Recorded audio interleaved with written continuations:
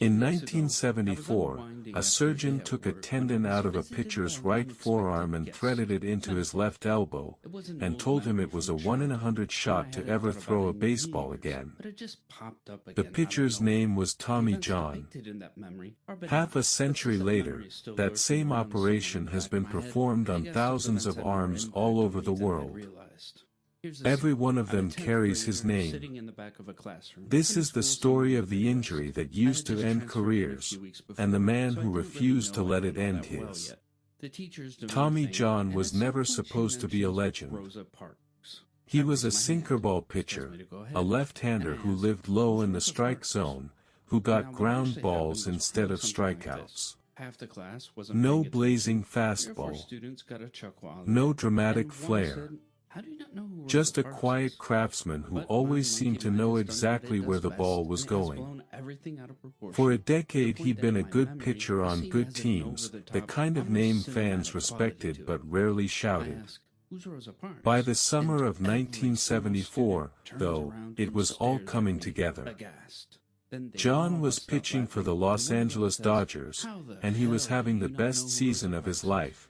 13 wins against only 3 losses, an earned run average under 3. He was 31 years old, right in his prime, and the Dodgers were rolling toward the pennant with him leading the rotation. For the first time, Tommy John looked less like a solid veteran and more like a star.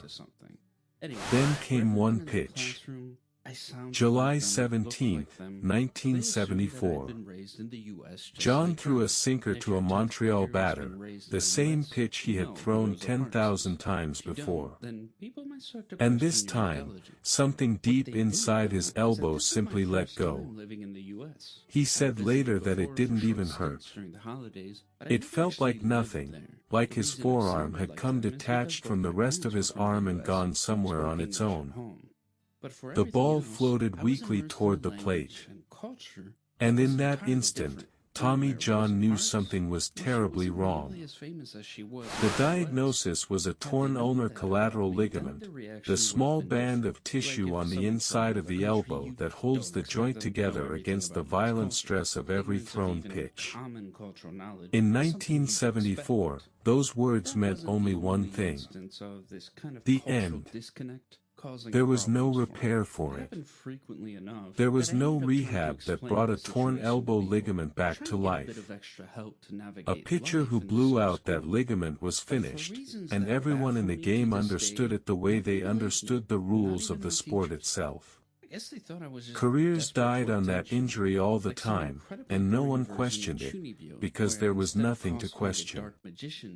Tommy John, at 31, in the best year of his career, was done.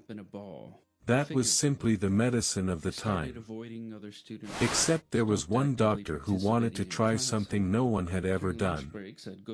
His name was Dr. Frank Jobe, the Dodgers team physician, a soft-spoken, meticulous orthopedic surgeon who had learned his trade far from any ballpark. And Jobe had an idea so radical it sounded almost like science fiction. What if you didn't repair the torn ligament? What if you replaced it entirely? Take a spare tendon from somewhere else in the patient's own body.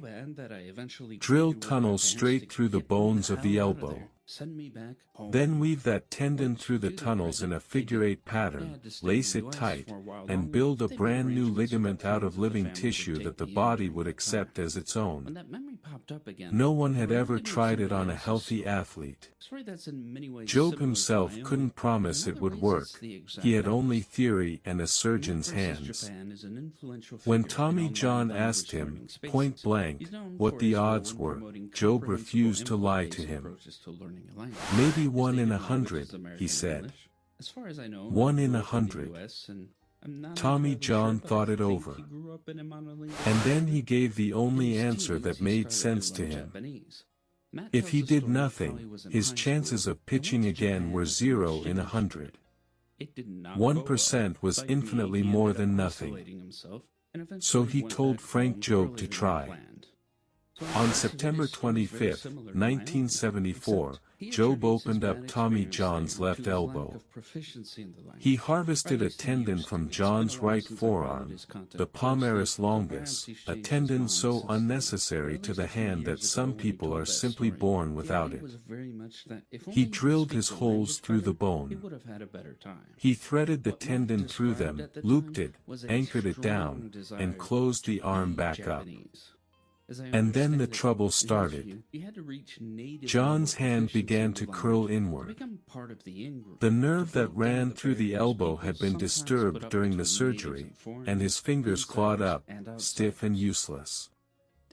He couldn't grip anything. For a pitcher, a hand that won't close is no better than a ligament that won't hold. Job had to go back in and operate a second time, moving the nerve to give it room. The gamble had nearly failed before the arm ever threw a single ball.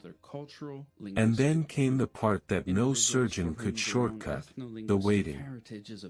Tommy John spent the entire 1975 season out of baseball. He squeezed silly putty for hours to wake his dead hand back up. He rehabbed fingers that wouldn't obey him. He taught himself, day by day, week by week, how to throw all over again, first a few feet, then across a room, then across a field, then finally off a mound. There was no manual. No trainer had a program for this, because no one had ever come back from this injury, because no one had ever survived the surgery to try. He was the first. He was, in every sense, the experiment. And in the spring of 1976, Tommy John walked back onto a major league pitching mound. He didn't just return. He got better. Tommy John pitched in 1976. Then in 1977, when he won 20 games in a season for the first time in his life. Then 1978. Then 1979. Then 1980, when he won 20 again. He pitched all the way through his 30s and deep into his 40s. He didn't finally retire until 1989, at the age of 46, a full 15 years after the operation that was supposed to be the end of him. Sit with the numbers for a moment. Tommy John won 288 games in his big league career. He won 124 of them before the surgery, and 164 of them after it. More than half of his entire life's work in baseball was built on an elbow that the medicine of his era had already buried. He pitched more seasons on the rebuilt arm than he ever did on the one he was born with. The operation had no name when Frank Job performed it that September afternoon. It has one now. Every trainer, every surgeon, every nervous parent of a teenage pitcher knows the exact phrase. Tommy John surgery. A man's name became a medical procedure, and then it became a verb. Pitchers don't tear a ligament anymore. They get Tommy John. Frank Job's 1 in 100 gamble became one of the most successful operations in all of sports medicine. Today the odds are completely reversed. Well over 80% of pitchers who undergo it come back and pitch again. Roughly a third of every pitcher in the major leagues has had the procedure done. Careers that would have simply ended in 1974 now stretch on for another 10, 12, 15 years. Even the 100-mile-an-hour fastballs that light up radar guns today exist, in part, because a pitcher can throw that hard knowing the elbow can be rebuilt if it breaks. One surgery quietly rewrote what a human arm was allowed to do. Frank Job was finally honored by the Baseball Hall of Fame in 2013, the year before he died. He had changed the sport more profoundly than almost any player ever would, and he'd done it in an operating room instead of on a diamond. And here is the strange, quiet twist sitting at the very center of the whole story. Tommy John himself is not in the Hall of Fame. Year after year, the voters passed his name over. 288 career wins, more than a number of pitchers already enshrined in Cooperstown, and a name spoken aloud in every dugout on earth, and still the doors stayed shut. The surgery is immortal. The man who lent it his name is still, to this day, waiting on the outside.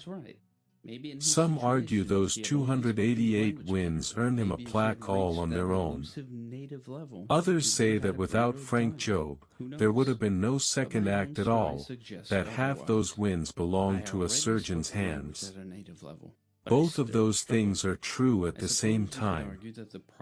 Tommy John is the most famous pitcher who isn't in the Hall of Fame, and the only one whose name lives on an operating table. He always said it as plainly as he threw that sinker. The arm that carried him through the second half of his career wasn't the one he was born with.